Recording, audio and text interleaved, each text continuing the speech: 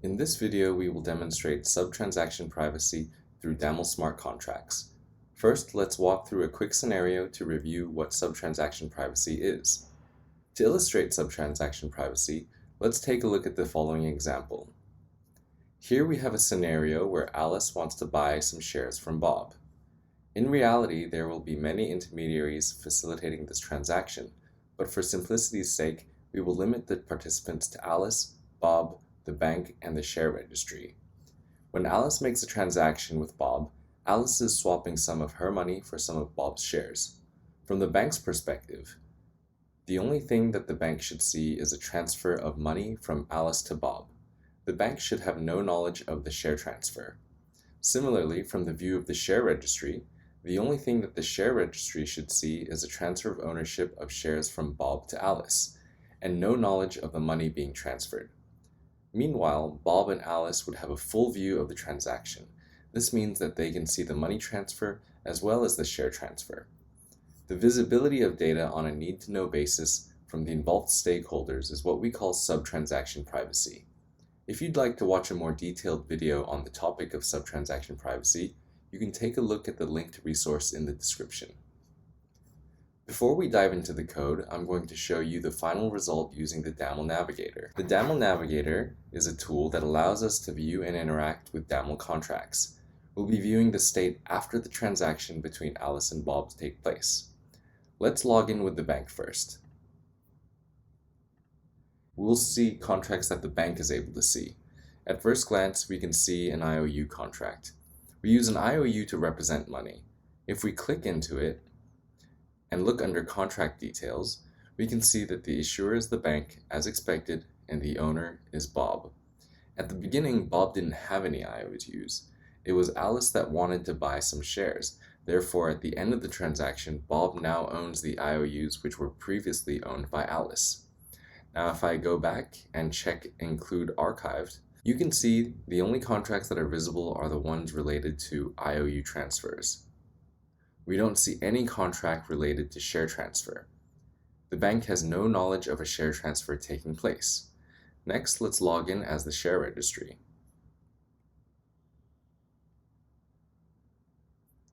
Again, if we click into the only active contract here, see the contract details, this shows that Alice is now the owner of the shares.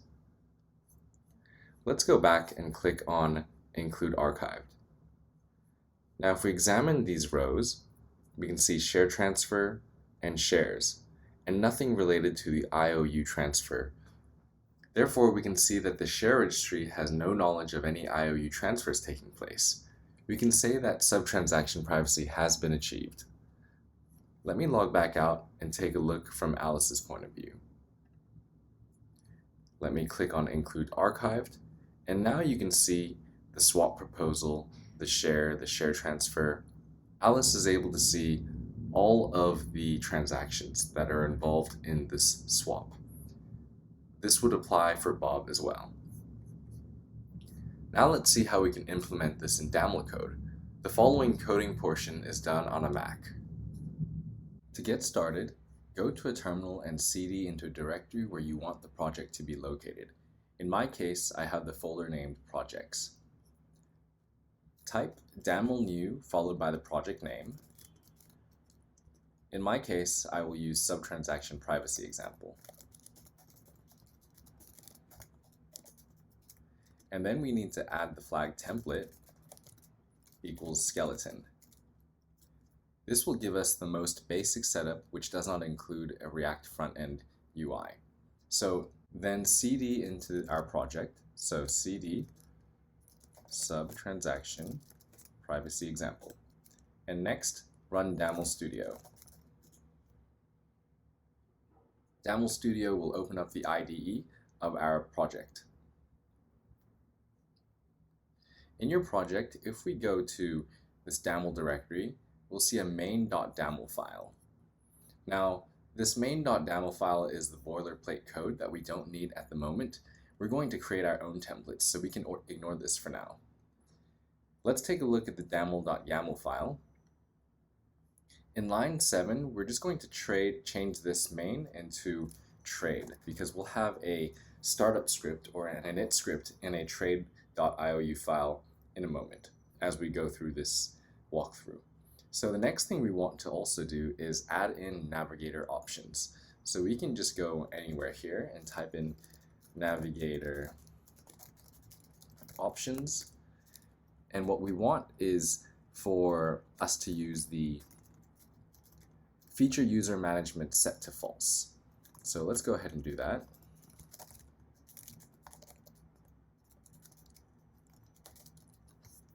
There we go.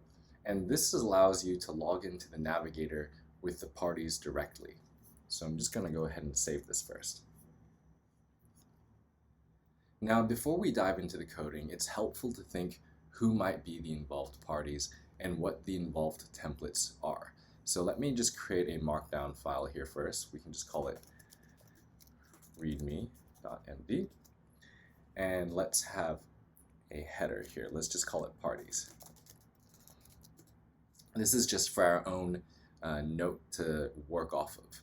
So we'll need to have Alice and Bob as the parties, right? There's Alice and there's Bob.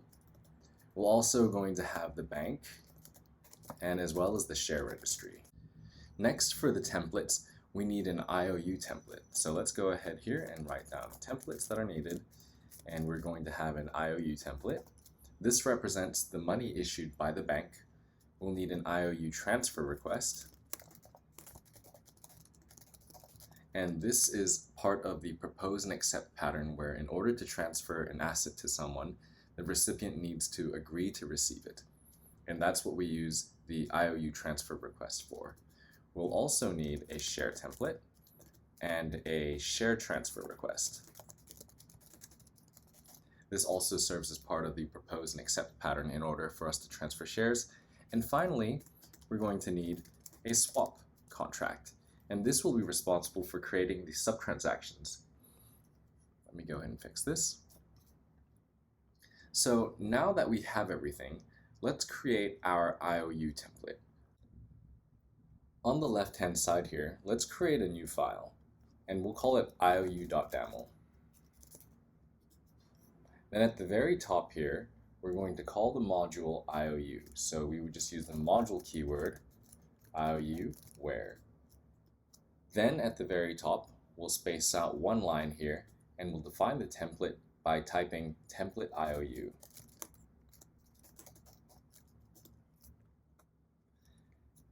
We'll define the template by the fields that it should have as well. So this IOU is going to have several fields, such as the issuer, the owner, the amount. So we do that with the with keyword, and we'll indent, and we're going to be typing in the issuer of type party, and in this case, it's going to be the bank. The bank is going to be the issuer of the IOU. The owner is also going to be of type party. The amount is going to be of type decimal, and this defines how much the IOU is worth. Then we'll also have a public field, and this is just going to be a list of parties. And what the public field does is that it can involve anyone who's going to be involved in the transaction so that they're able to see this IOU contract. Now that we have these fields defined, we also need to tell the contract who the signatories of the contract are. That means with whose authority do we need to create the contract. And this is done with a where block followed by a signatory keyword. So we can go down here, align the where with the with above. You can see that there's alignment there. And using the signatory keyword, we're going to say it's the issuer as well as the owner. So therefore, in order to create this IOU, there needs to be the authority, the authorization from the issuer as well as the owner. And we use the observer keyword to make the contract visible to whoever we define it. In this case, we're going to be defining it as public. So anyone in the list of parties here, line 8, will be able to see this IOU contract. Now that we have these fields of an IOU, we have the basic ingredients to create it. However, as the owner of the IOU, we'll need to be able to do things with it. And in this case, we need to be able to have choices on this IOU that the owner can exercise, such as transferring it to someone else. With that in mind, let's create a choice and we'll call it IOU_transfer request. So let's just use the choice keyword. Let's call it transfer request, and it's going to return a contract ID of type what exactly? It's going to be the IOU_transfer request. Now we haven't defined what the IOU_transfer request template is yet, but we'll be doing that after we define the IOU template. Now we can specify the argument that goes into this choice by using the with keyword. So if we drop down a line and we'll indent with new owner of type party. What this means is whoever exercises this choice, and in this case we want the person who exercises it to be the owner, right? So it should be controller. The controller keyword defines who has the right to exercise this choice. And in this case, it is the owner. So the owner can exercise this choice and pass in a new owner. And what this does is that it will use the new owner field in the next section of the block. That it basically will use this line 14 argument in what we'll be defining under line 16. So what happens in this choice? And let's go ahead and define what happens in this choice after someone exercises it. And to do that, we have to use the do keyword.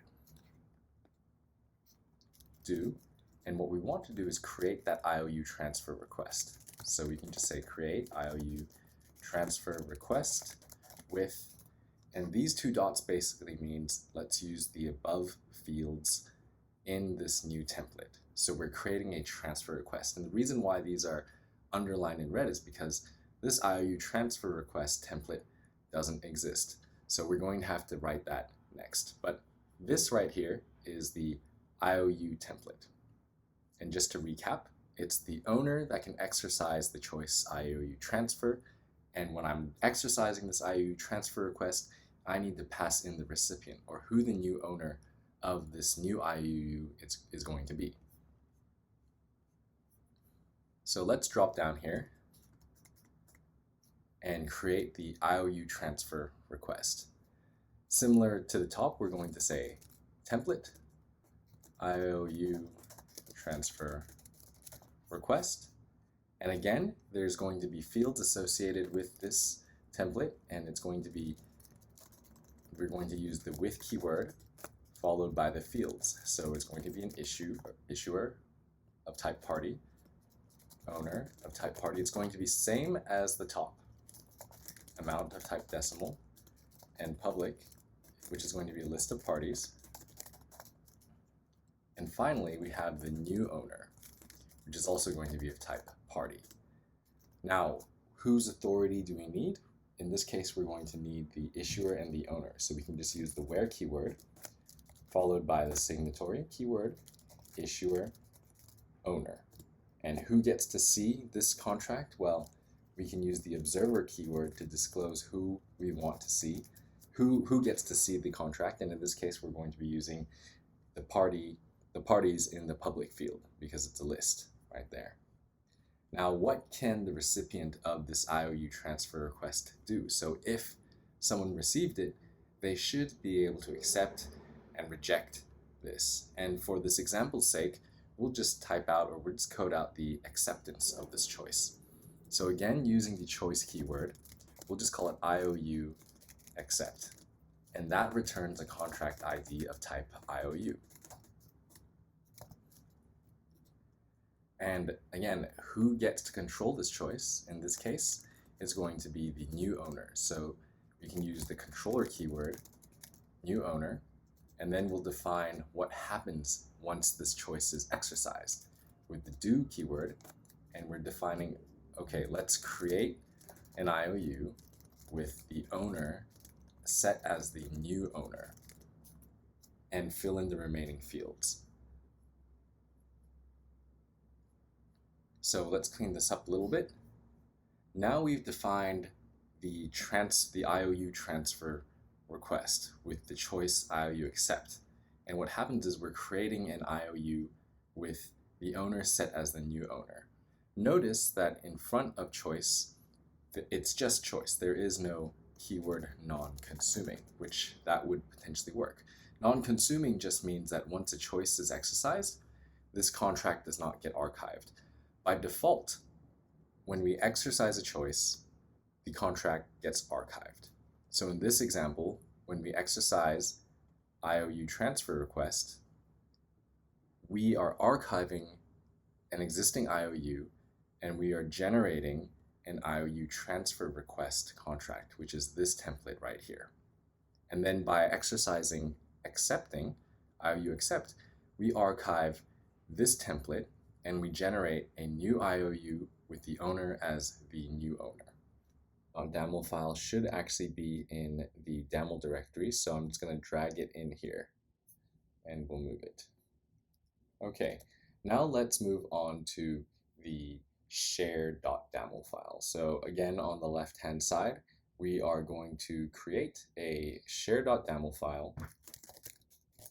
And in here, we're going to be creating our share templates. And the share, like I said earlier, represents the company shares. So at the top, we will say module share where, and then we can define our template share. And again, we'll need to think about what fields are associated with a company share. So using the with keyword, we can define the fields. It's going to be similar to the IOU. So we'll have an issuer of type party. We'll have an owner of type party. We can also add a ticker of type text. So every share has a ticker. And then again, we'll add a public field of a list of parties. And this will just define who is involved in the transaction and who will be able to see this share contract. We're going to add a where keyword and define the signatories using the signatory keyword. And the signatory just means with whose authorization we need to create this contract. And in our case, we need the issuer and we need the owner. The observer keyword allows us to define who gets to see this contract. And in this case, it'll be everyone in line 8's public field. Once we have that, we need to think, once I have the share, what can I do with it? And as the owner of the share, I should be able to transfer the share to someone else, whoever I want. And that is a choice that exists on this share.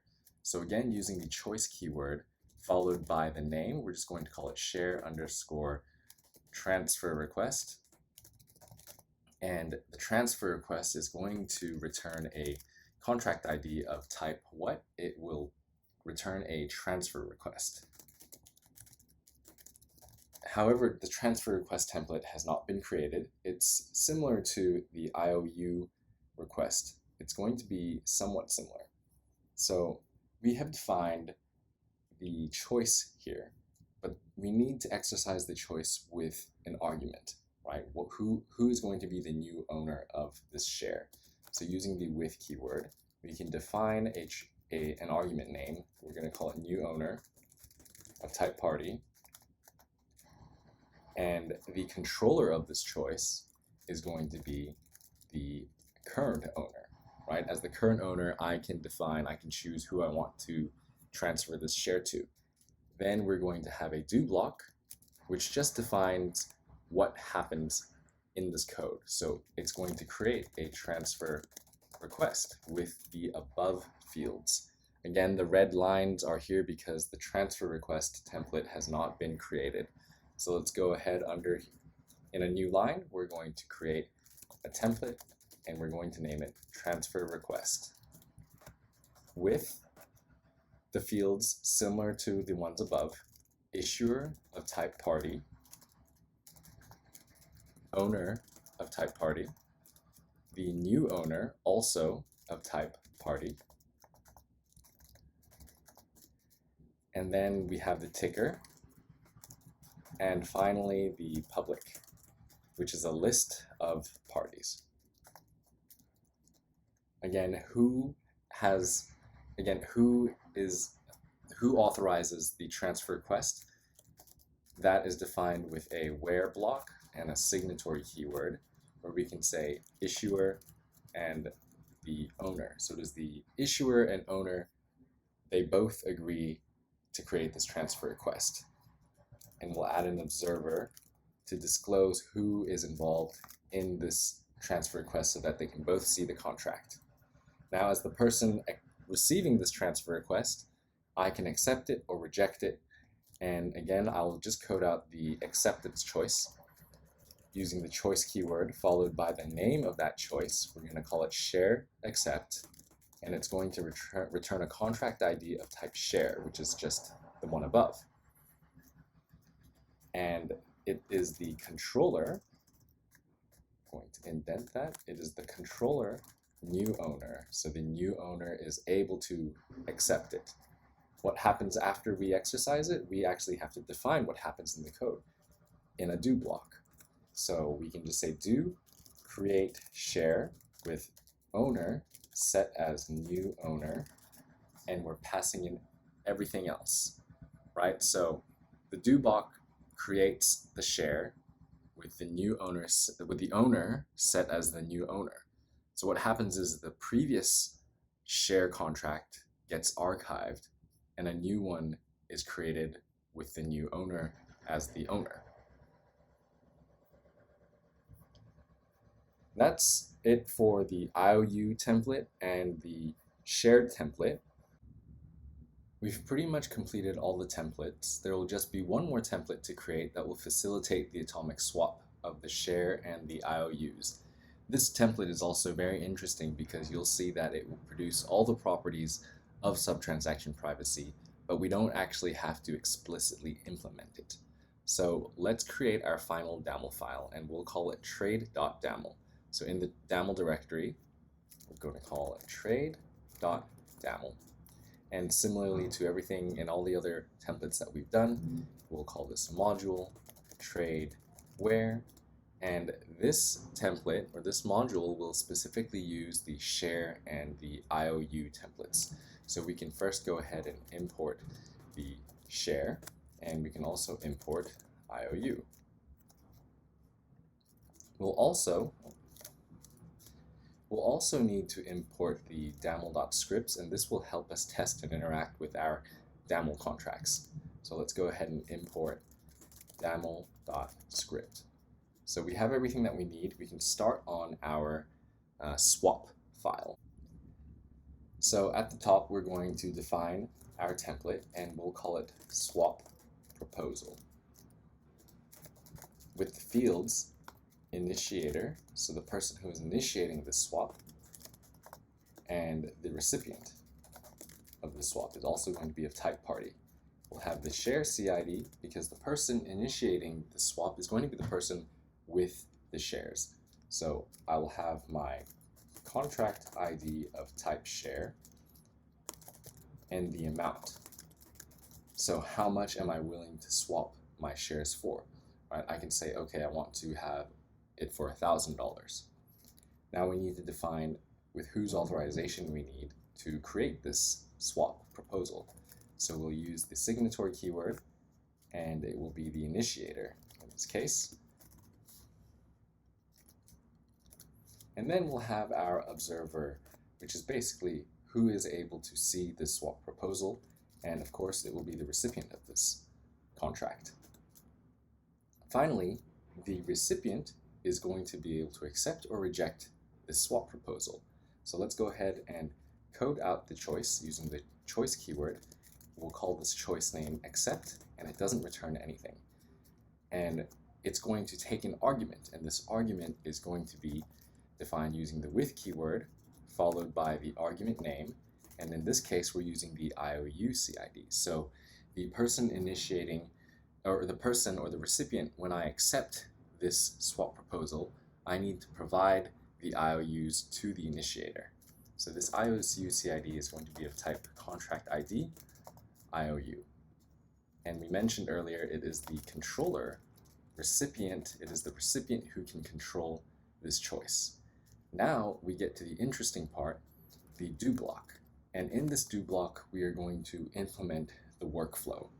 And this workflow that we illustrate, it will already have subtransaction privacy baked into it. as the developer, I don't need to explicitly code that out. Now let's see what we do here. We can say IOU fetch IOU CID. This line right here represents the recipient getting their IOU contracts, right? I need to get my IOU contracts, and then what I can do is I need to transfer my IOUs to the initiator. So we will use an IOU request CID to say as the variable returned from exercising our IOU transfer request. So let's just do exercise IOU CID, and the choice name is going to be IOU transfer request. So we are exercising the IOU transfer request with new owner set as the initiator, right? So the initiator is the one who gets the IOUs.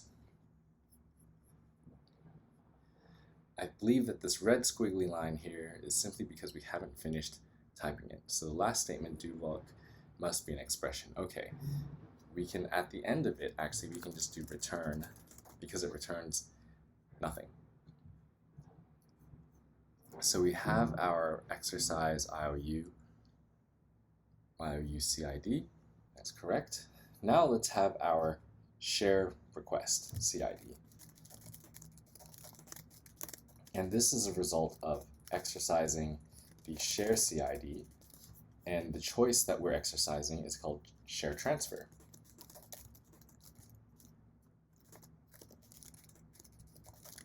With the new owner as the recipient, right? So the recipient becomes the owner of these shares. Let me see why there's a red line here. So the red line is simply because I had an indentation error. It's important to note that in DAML, everything is white space sensitive. So let me go ahead and indent that, and now that error is gone. Now that we have completed the transfer steps, each participant or each party needs to accept their shares and their IOUs.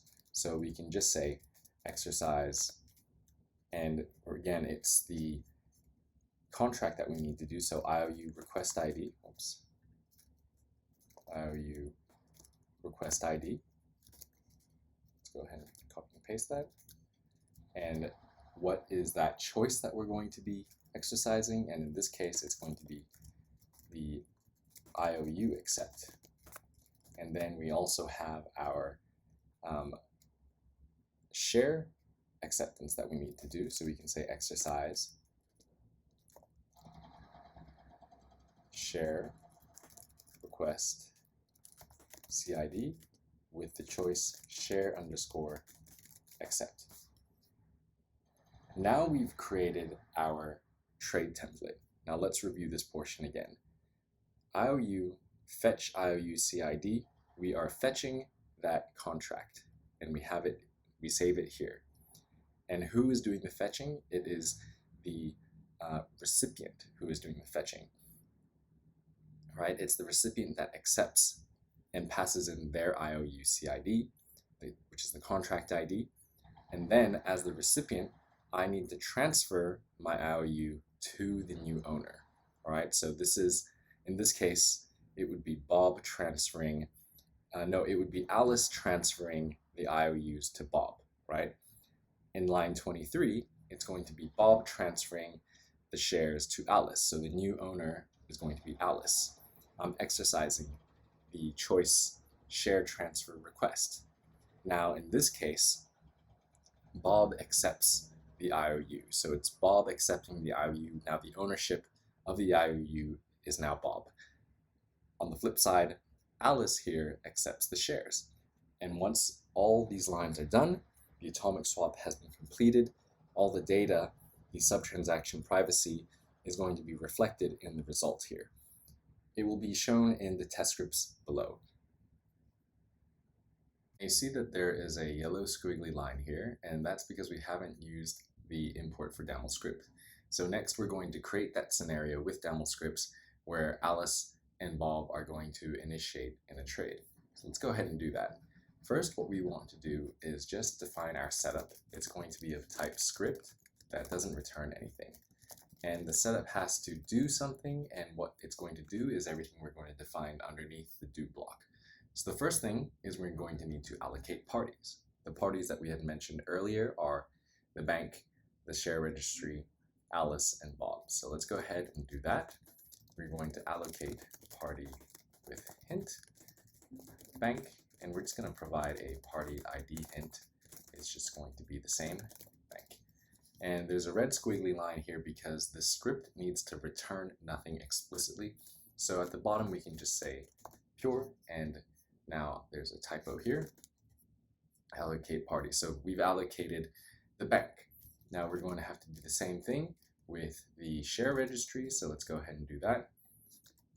I will just change the names here to share registry, just capitalize that, and we'll have to do the same with Alice and Bob.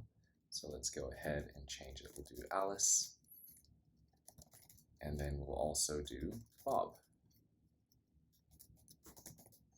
And let's lowercase. So now that we have our parties allocated, let's do the first thing, which is to initialize the IOU setup. So in the very first instance, it's the bank that needs to issue that IOU to itself first. So we can do that by saying, okay, submit bank, that's the person, that's the party that's doing the submitting of the creation of the IOU contract. So we can say create, using the create command, we're creating a contract with some fields, and what are those fields? It's the issuer as the party bank, the owner as also the party bank, and we also have an amount, which we can define as 1,000. And finally, we have public, which is going to be Alice and Bob. These are the parties involved in the transaction, but we would not do this in a production grade application.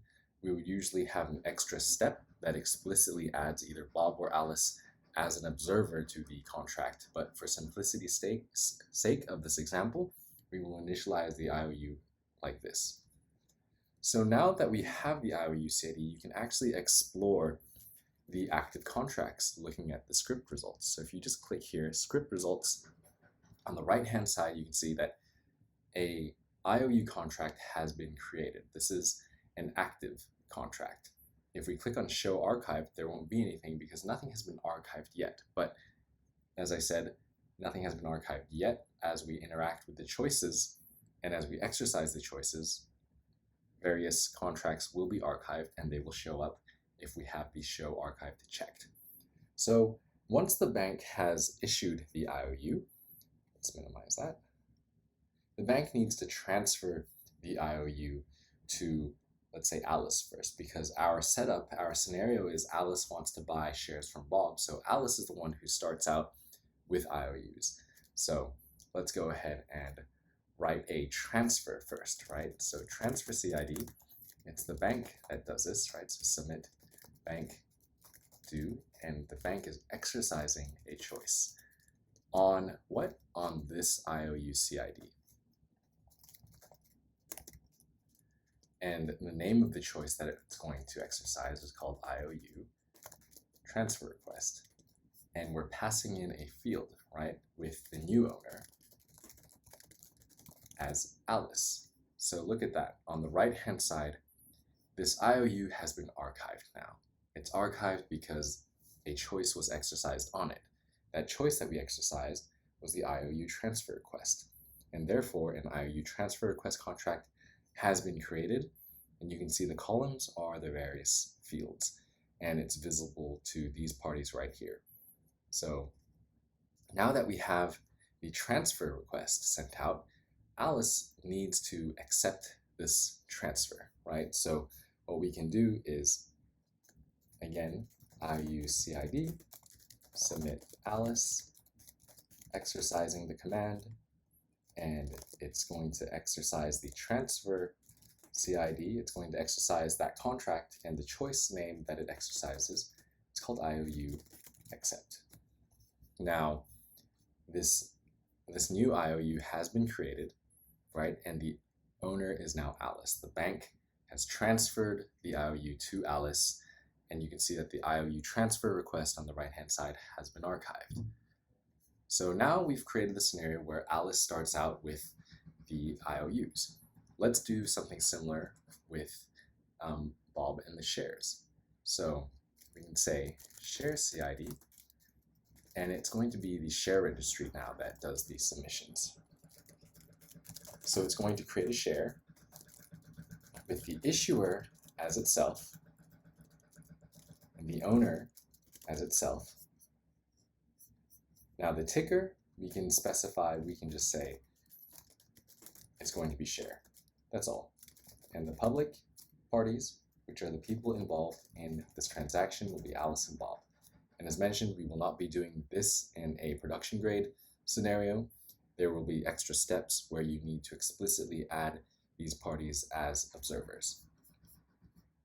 Now, once we've done this, you can see a share that's been created on the right-hand side of our script examiner.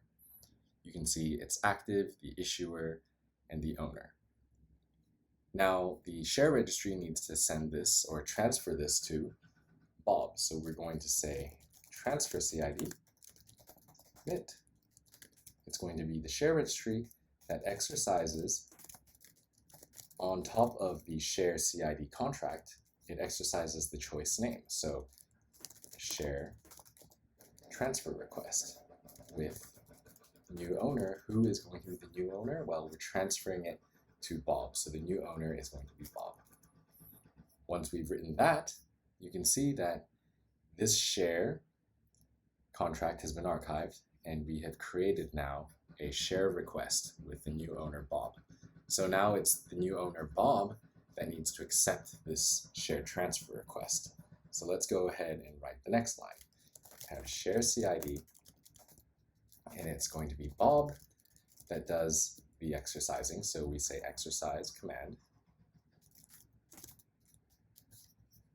It's a typo. It would be easier if I just copy and paste here. And we are exercising on top of the transfer CID, and the specific choice name is share accept. We are going to be accepting this. So we have initialized the main setup. Alice has accepted the IOU, and Bob has accepted the shares. So Alice has the IOUs and Bob has the shares. Now we need to initialize the swap, right? Bob needs to initialize the swap because he has these shares. So let's just call it swap proposal CID, and it's going to be Bob that's going to create this swap proposal with an initializer. The initializer is Bob himself, right? So, or the initiator, sorry, not the initializer. The recipient is going to be Alice. And then we have also the share CID, which is what Bob has. So we say share CID is equal to the share CID. And it's referencing the share CID created above. And we also have the amount. So Bob is willing to trade these shares for 1,000. All right, so now a swap proposal has been created, and we can see the swap proposal contract has been created right here. It's visible between Alice and Bob. All right, now what happens? Now Alice needs to accept this swap proposal, and we can do that again using our scripts. Let me start a new line here. We can just say, it's because the script doesn't return anything, we can just say submit Alice to exercising on the swap proposal CID. Accept. We are accepting it. And we are accepting it with the IOUs that Alice has. And there is an issue with the casing here, so let me just copy and paste that over here. So we have accepting it with the IOUs that are available here. So once we've done this, let's see, is there anything else that we need to add here? Script execution failed. Let's see what happens here. It says attempt to exercise a consumed contract. I can assume that we are exercising it right here, IOU CID. And it looks like there's another typo here. So let's just remove that. And there we go. Everything works out. So Alice accepts the swap proposal with her IOU CIDs, and you can see that in the beginning where we started out with actually the owner of the IOUs being Alice, it is now swapped to Bob, and the share in the beginning, the share belonged to Bob, and now it belongs to Alice. And if we look at all the archived contracts, we can actually see this. So in the beginning, when the bank issues the IOU, the owner is the bank, right?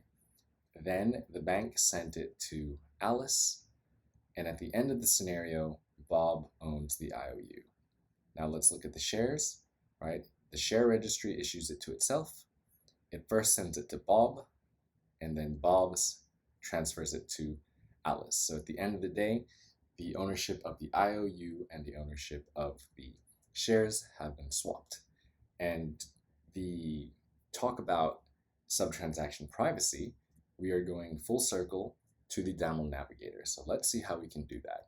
We can open up the terminal here, and we can just run daml start. Let's go ahead and do that. And after we run daml start, it's going to open up the Navigator. Let's hit daml start. And what happens is that we are compiling these daml files into a DAR file.